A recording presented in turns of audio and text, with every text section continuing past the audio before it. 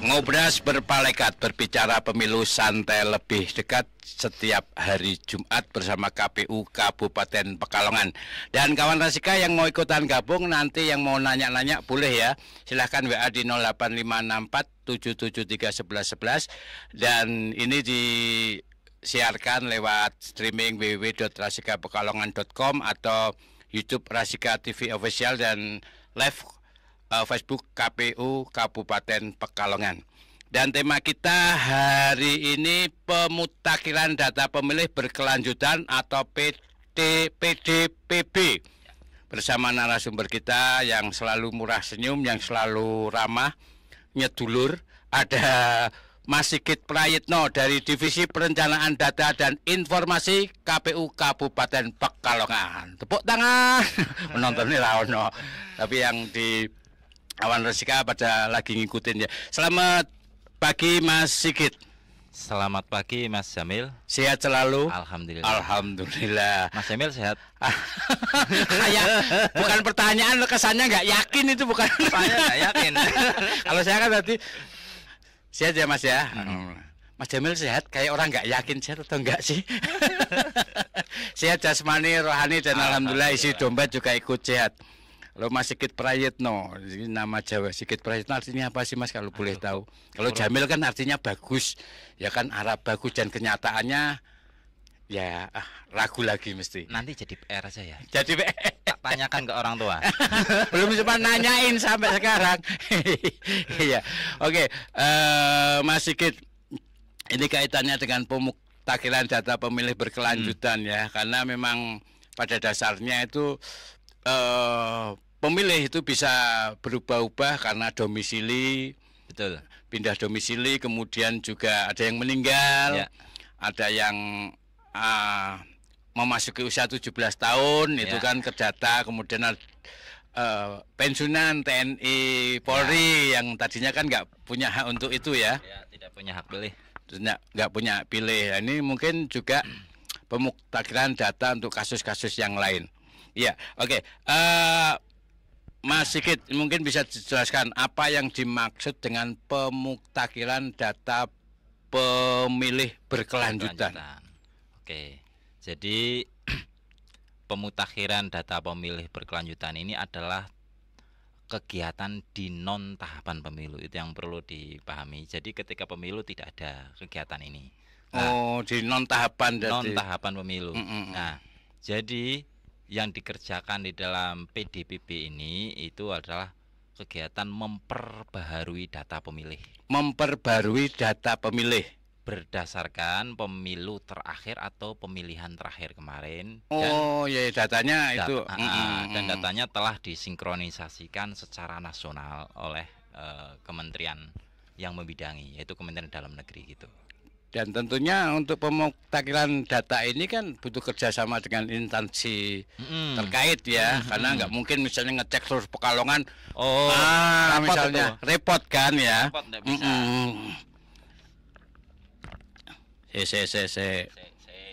Nah, kita harus mendekat gini ya.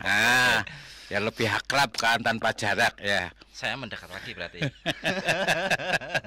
Iya, mungkin bisa dijelaskan kerjasamanya dengan instansi terkait dalam pemutakhiran data ini dinas apa aja? Yang pertama yang tertulis dalam aturan kami di PKPU PDPB pemutakhiran data pemilih berkelanjutan itu yang pertama muncul yaitu Bawaslu. Bawaslu. Jadi kami harus selalu berkoordinasi dengan Bawaslu. Yang kedua muncul lagi adalah Disdukcapil. Disdukcapil, oke, ke apa data penduduk ya? Data penduduk. Kaitannya itu. Oke. Terus yang ketiga baru instansi-instansi terkait. Seperti misal TNI Polri. Terus dengan kecamatan, desa, bahkan mungkin bisa sampai ke tingkat RT. Oh, mereka tuh mungkin wajib setor TNI Polri ke KPU atau KPU minta data atau gimana?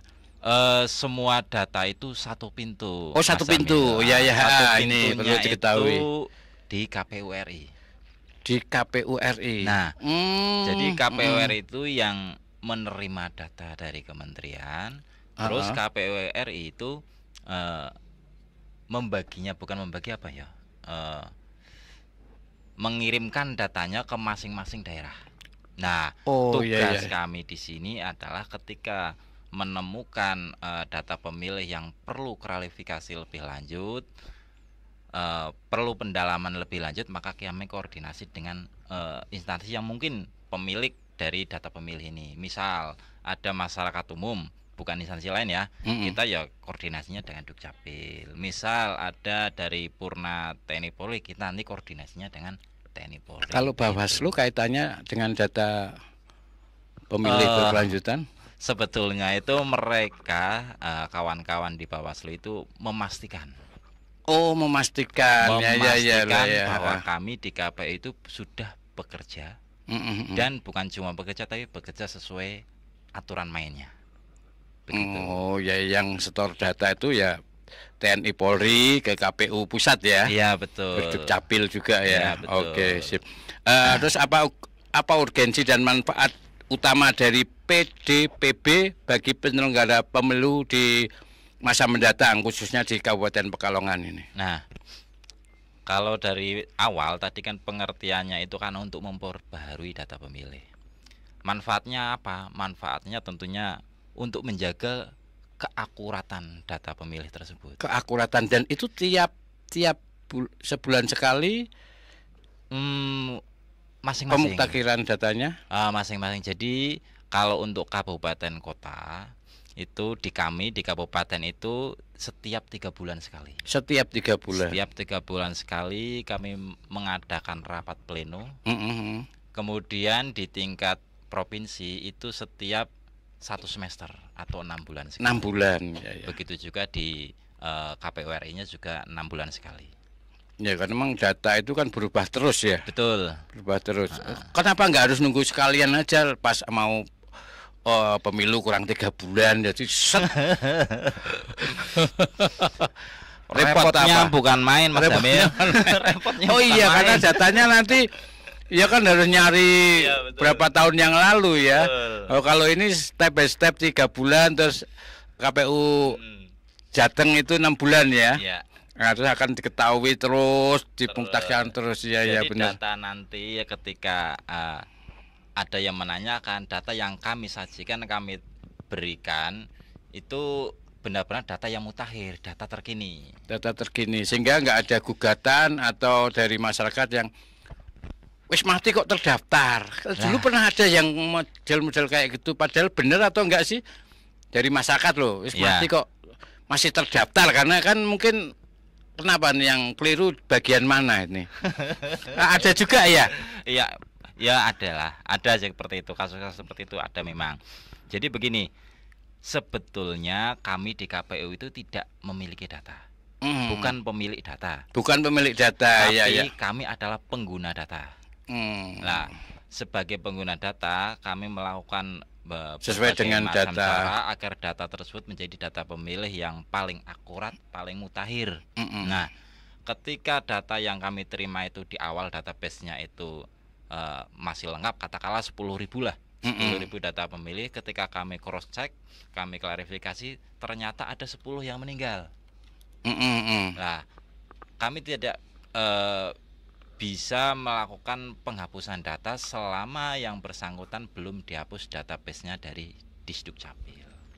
Oh, berarti terima mentah gitu ya? Ya, kecuali penghapusannya itu hanya di kami di KPU yang dengan data dukung adalah surat kematian minimal surat kematian, nanti di dalam data pemilih kami bisa hapus. Tapi di tahun depan bisa lagi muncul. Oh, kemungkinan itu masih ada kan? Udah dihapus. Yang dihapus itu kan di kami di KPU, tapi yang di Dukcapil kan belum. Oh iya. Yang punya data itu kan dari Dukcapil, bukan dari KPU. Iya, jadi kawan Rasika, ketika ada kasus seperti itu ya jangan salahkan KPU, karena KPU yang kan menerima data ya kan. Betul. Dari sumber dari Kementerian ke KPU RI. Dukcapil juga kan yang punya data lalu lintas data penduduk lah ya kan. Oke, sip ya. Jadi kawan Rasika perlu dipahami ya, kadang kita sering menyalahkan orang lain atau lembaga tapi enggak tahu alurnya ya kan? Ya, ya. Ya oke. Terus apa dasar hukum yang melandasi dilaksanakannya PDPB dan bagaimana regulasi terbaru untuk mengatur hal ini? Yang jelas kalau untuk PDPB ini undang-undangnya adalah Undang-Undang 7 tahun 2017.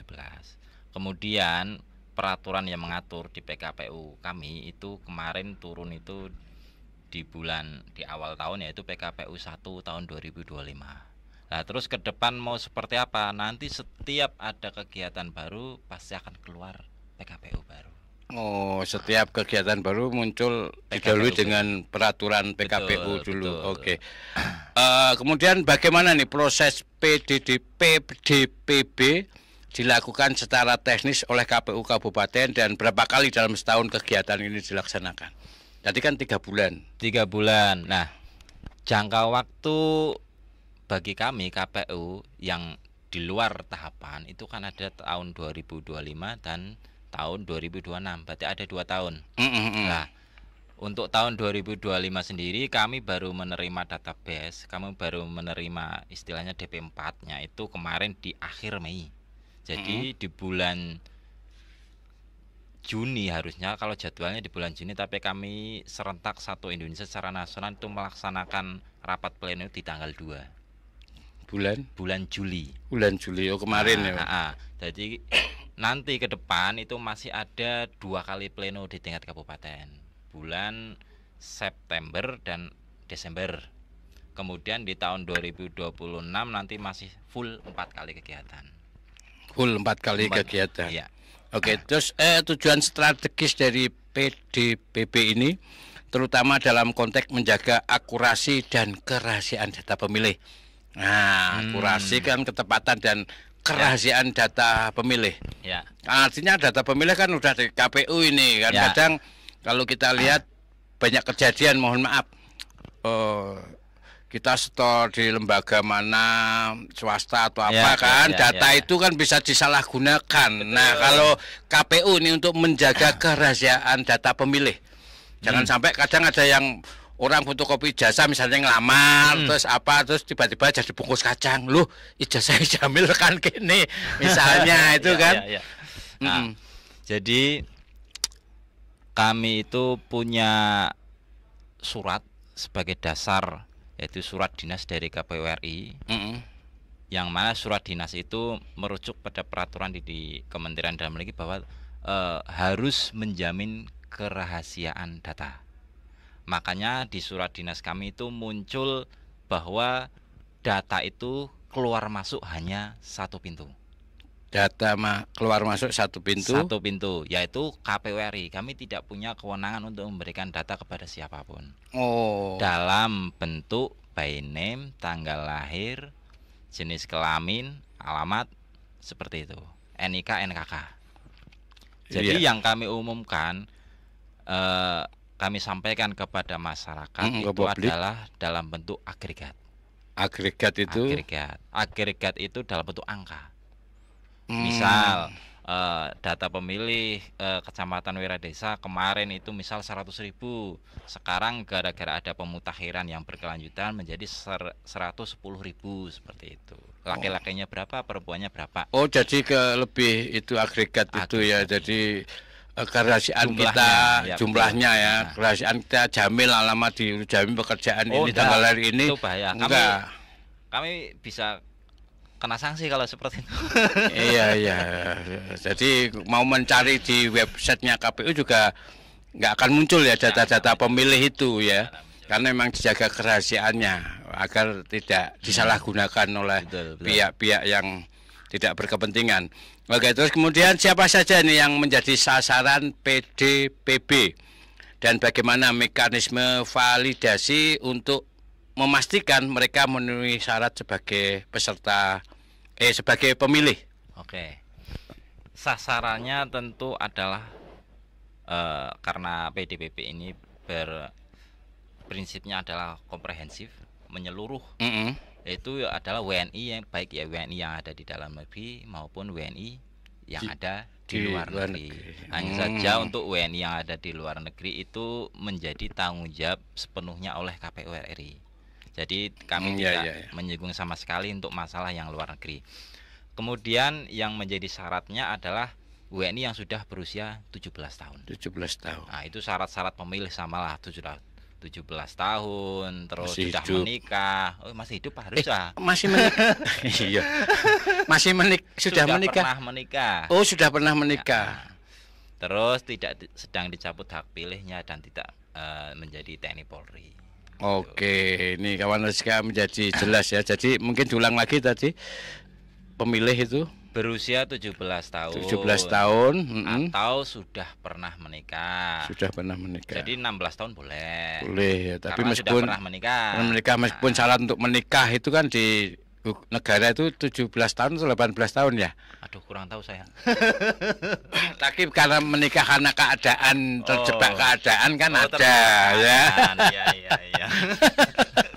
Iya. Iya. Oke. Terus apa lagi tadi? Tidak sedang dicabut hak pilihnya, hak politiknya. Biasanya karena apa itu? Karena mungkin jadi tersangka ataupun melakukan apalah gitu, pengkhianatan terhadap bangsa atau tidak menghargai Pancasila dan itu bisa dicabut hak. Ya. Kalau untuk WNI yang di luar negeri itu ranah KPU pusat ya. Meskipun saya misalnya kerjanya di luar negeri tapi KTP-nya masih Pekalongan itu yang data sana ya berarti ya. KPU RI. KPU RI. Oke.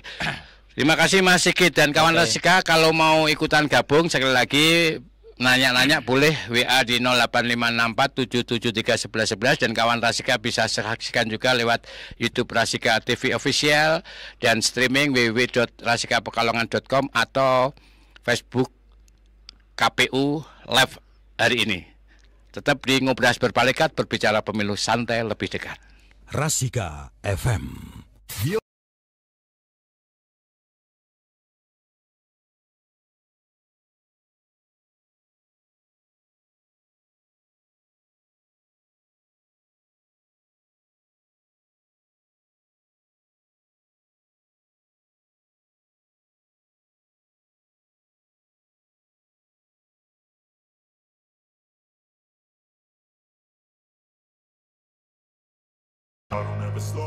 Pemilik cerdas, data valid.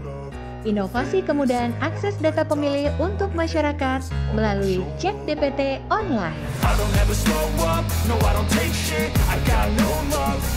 Komisi Pemilihan Umum bertugas menyelenggarakan pemilu dan pemilihan. KPU Republik Indonesia serta KPU pada 38 provinsi dan 514 kabupaten kota melayani partai politik peserta pemilu dan melayani masyarakat menggunakan hak pilihnya.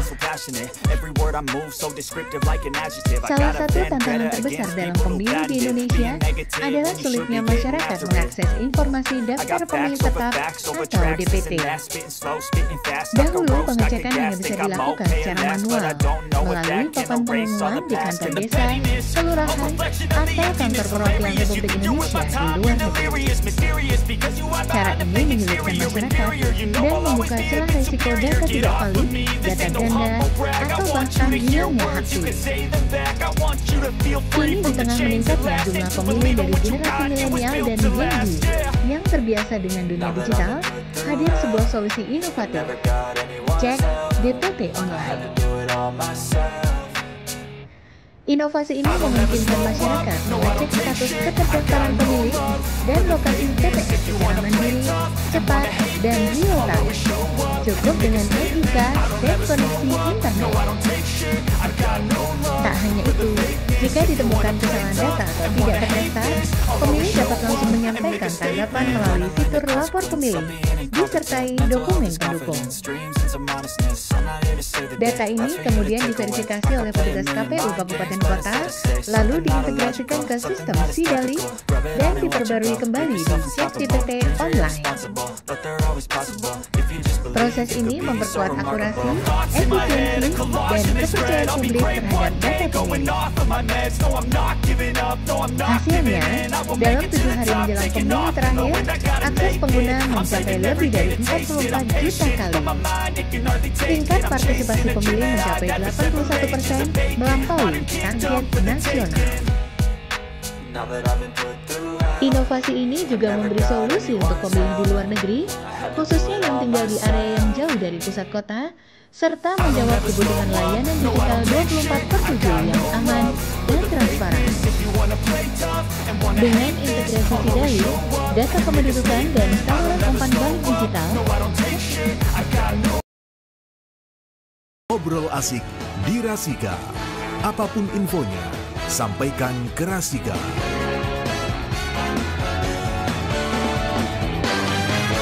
Ya, apapun infonya sampaikan ke Rasika. Kawan Rasika, kita bisa saksikan lewat YouTube Rasika TV Official dan masih bersama Mas Sigit Prayitno ya.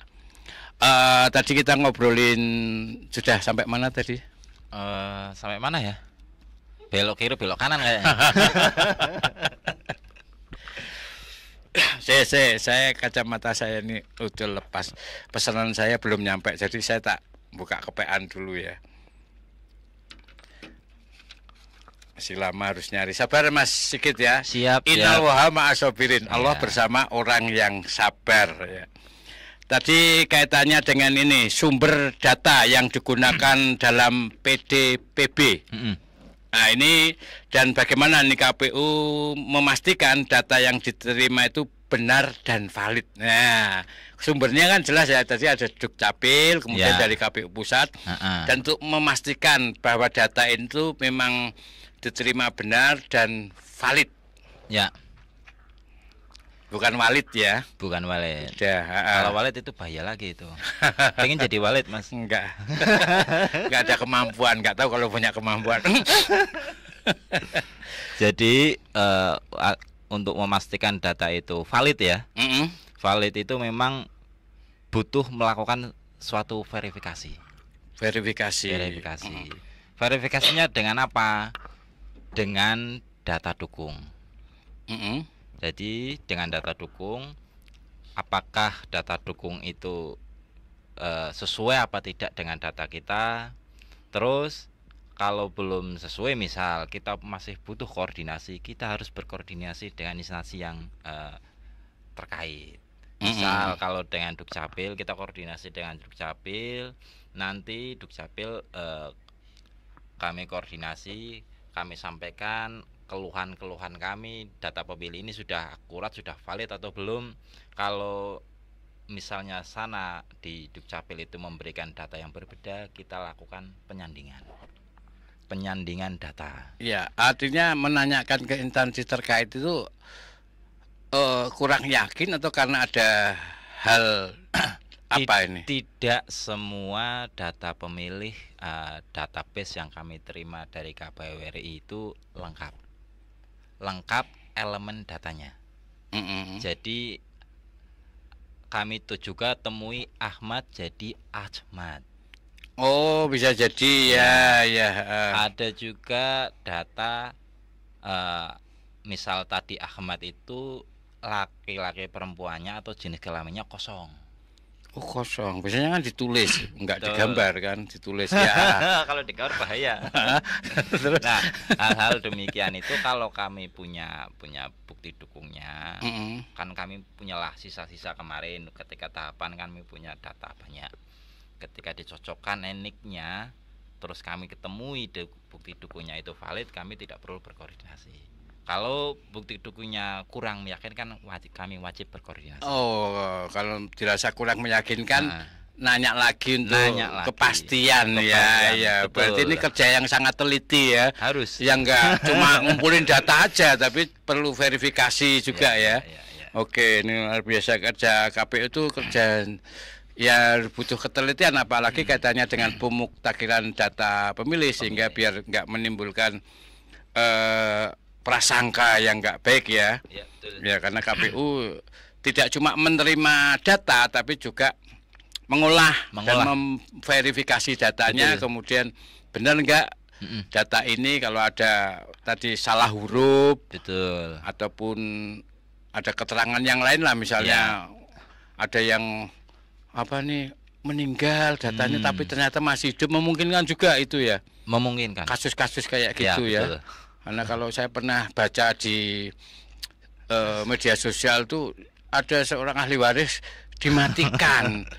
Ya, surat untuk mendapat surat kematian kan gampang ya kan, atau memalsukan juga gampang kan. Kalau ijazah ya repot, sulit ya kan. Ijazah repot. Ya, meskipun Jengkutnya sekarang enggak selesai itu. Iya. Oke. Terus bagaimana ini peran masyarakat sendiri dalam proses PDPB? Apakah ada mekanisme pelaporan atau partisipasi publik yang disediakan? Yang jelas untuk ruang publik yang disediakan itu jelas adalah di media-media sosial kami, baik itu di website maupun di Facebook, IG dan lain sebagainya. Terus untuk partisipasinya bagaimana? Yang paling utama kalau dari saya pribadi selaku yang ada di divisi Rendatin itu menyampaikan kepada masyarakat itu ayo kita tertib dalam administrasi kependudukan. Tertib administrasi pendudukan itu sudah secara langsung maupun tidak langsung itu berpartisipasi terhadap data pemilih kami di KPU. Tertib administrasi kependudukan. Kependudukan misal di KK ya sudah menikah, berarti kan harus pisah kakak dengan orang tua. Oh ya. Nah, itu kalau langsung diurus di Disdukcapil, kakaknya jadi pecah. Jadi 2. Nanti efeknya apa? Efeknya ketika di pemilu nanti si orang itu bisa ataupun boleh berada di TPS yang berbeda meskipun masih dalam satu desa. Oh iya. Itu repot juga nanti kalau satu keluarga pisah KTP, pisah TPS, itu geger juga nanti. Iya, berangkatnya bareng-bareng. Betul. Meskipun TPS itu kan deket ya, tapi kan pengennya bareng ya kan. Bareng, itu yang jadi permasalahan di setiap pemilu itu. Misal suami dan istri tidak bisa satu TPS. Karena apa? Karena ya itu belum digabung. Misal nikahnya bukan nikah resmi, kan belum bisa buat kakak, gitu. Ya oke, terus bagaimana nih KPU menangani data pemilih yang tidak lagi memenuhi syarat? Misalnya karena meninggal, menjadi anggota TNI Polri atau pindah domisili. Yang pertama kali kami lakukan adalah memastikan dulu. Memastikan apakah pemilih tersebut itu TMS atau belum. TMS maksudnya? Tidak memenuhi syarat. TMS tidak memenuhi syarat atau belum. Ketika sudah dipastikan, cara memastikannya bagaimana? Ya dengan koordinasi tadi. Koordinasi dengan pihak desa, pihak-pihak terkait. Pihak terkait. Kalau dengan desa mungkin dengan kematian. Kalau purna. Tapi kan desa laporannya ke Dukcapil kan ya, bukan langsung ke KPU ya? Iya, Dukcapil. Kalau mau laporan ke KPU boleh, tapi yo kayaknya enggak mungkin sih. Enggak mungkin ya. Enggak mungkin. Yang jelas itu. Atau menerima lewat websitenya ini. Tapi mekanismenya enggak ya kan ya. Mekanismenya ya ke Dukcapil. Dukcapil ya. Kalau sudah laporan ke Dukcapil, otomatis datanya hilang, di kami pun hilang. Ya. Ya oke, terus apakah KPU Kabupaten Pekalongan ini sudah memiliki sistem berbasis digital untuk memisahkan dan mengelompokkan data per kecamatan dan desa? Jadi aplikasi yang ada di kami itu untuk pengelolaan data pemilih itu namanya aplikasi Sidale. Sidale. Artinya? Sistem data pemilih. Sistem data pemilih yang bisa diakses lewat Play Store terus? Yang mengakses hanya kami di KPU. Iya. Kalaupun di luar kami itu badan ad hoc kemarin, maupun BPS itu bisa. Tapi di luar itu tidak bisa. Ya ini maksudnya ini apa itu aplikasi Sidale dan bagaimana peranannya dalam mendukung PDPB? Apakah aplikasi ini dapat diakses oleh masyarakat? Kalau diakses masyarakat tidak bisa. Tidak bisa? Karena itu aplikasi kami, aplikasi intern kami yang digunakan untuk mengolah. Kalau diakses masyarakat itu bahaya itu. Yang bisa diakses masyarakat?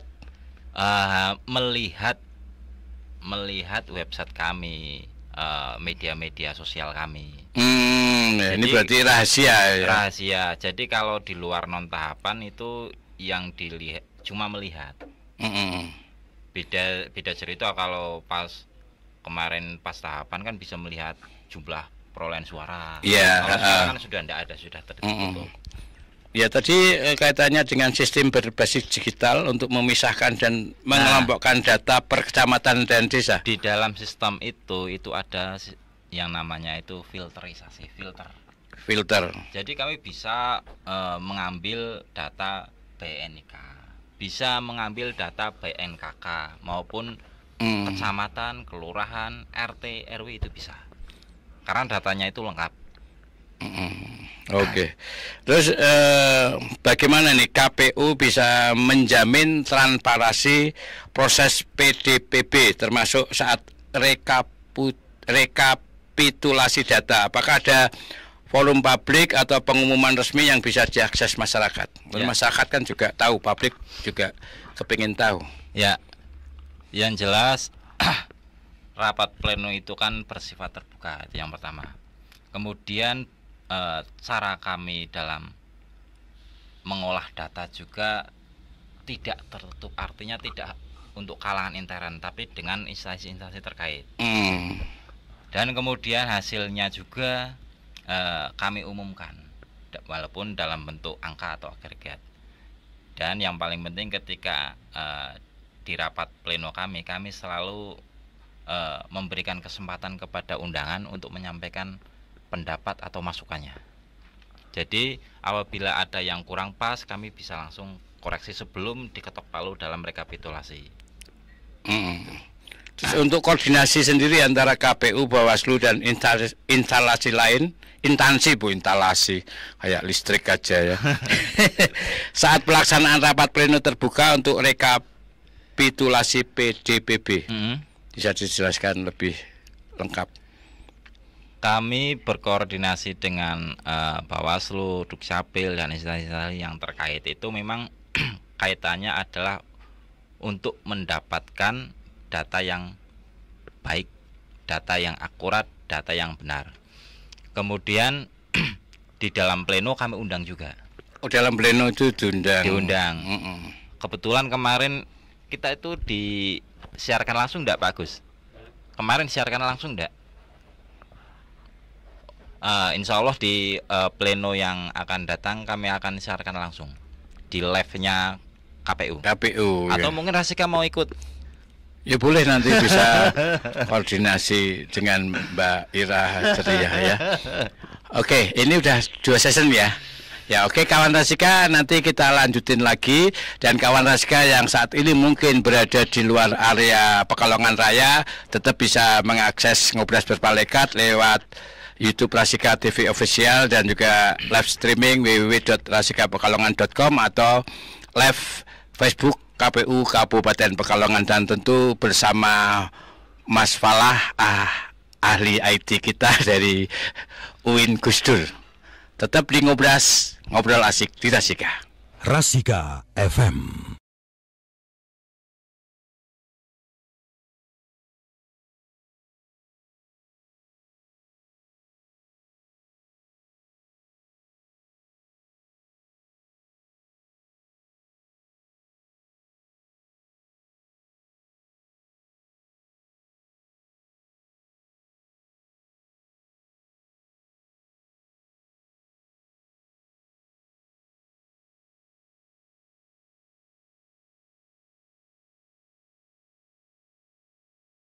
I don't ever slow up, no I don't take shit. I got no love for the fakeness. If you wanna play tough and wanna hate this, I'll always show up. I don't ever slow up, no I don't take shit. I got no love for the fakeness. If you wanna play tough and wanna hate this, I'll always show up and make a statement. I don't ever slow up, no I don't take shit. I got no love for the fakeness. If you wanna play tough and wanna hate this, I'll always show up and make a statement. Everything I do so instinctive, it's passionate. Every word Seluruh rangkaian tahapan pemilu yang dimulai pada Juni 2022 telah terlaksana hingga dilantiknya Presiden dan Wakil Presiden, anggota DPR RI, anggota DPD RI, anggota DPRD Provinsi, dan anggota DPRD Kabupaten Kota terpilih periode 2024-2029. Di dalam penyelenggaraan tahapan pemilu, KPU juga bekerja melaksanakan tahapan Pilkada serentak 2024. Ketua KPU Muhammad Afifuddin, anggota KPU Agus Melas, Devi Epsilon Idrus,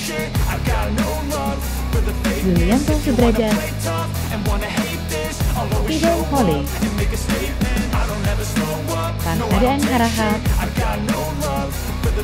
Iva Rosita, bersama Sekretaris Jenderal KPU Dr. Hermawan Sutrisno, bekerja bersama jajaran KPU Provinsi dan KPU Kabupaten Kota menggelar Pilkada pada 37 provinsi dan 508 kabupaten kota. Pilkada serentak 2024 dengan slogan Pilkada sebagai sarana integrasi bangsa ini menjadi momen penting untuk memilih gubernur dan wakil gubernur, wali kota dan wakil wali kota, serta bupati dan wakil bupati yang akan mengemban amanah rakyat dalam 5 tahun ke depan. Gelaran Pilkada serentak tahun 2024 ini merupakan gelaran pemilihan lokal terbesar di dunia. Dengan semangat transparansi, partisipasi dan profesionalitas, KPU telah berhasil menggelar pemilu dan pilkada secara serentak, lancar, demokratis, dan berintegritas. KPU melayani.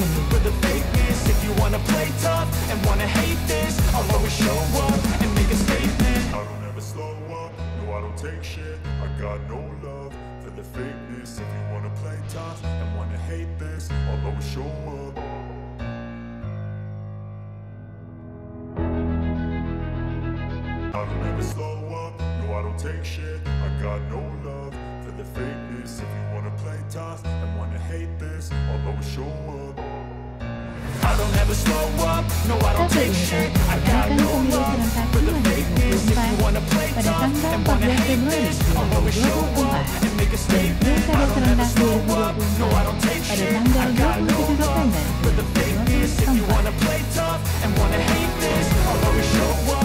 Seluruh rangkaian tahapan pemilu yang dimulai pada Juni 2022 telah terlaksana hingga dilantiknya Presiden dan Wakil Presiden, anggota DPR RI, anggota DPD RI, anggota DPRD Provinsi, dan anggota DPRD Kabupaten Kota terpilih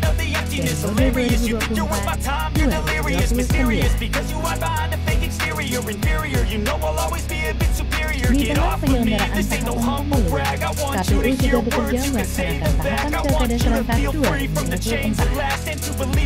Ketua KPU Muhammad Afifuddin, anggota KPU Agus Melas, Devi Epsilon Idrus, Yulianto Sudrajat, Idam Holik, Pansarian Harahap, Iva Rosita, bersama Sekretaris Jenderal KPU Dr. Hermawan Sutrisno, bekerja bersama jajaran KPU Provinsi dan KPU Kabupaten Kota menggelar Pilkada pada 37 provinsi dan 508 kabupaten kota.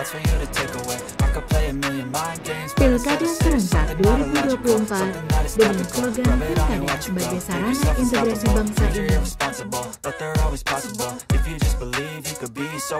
Dekat berbicara pemilu santai lebih dekat bersama KPU Kabupaten Pekalongan. Dan sekali lagi kawan Rasika,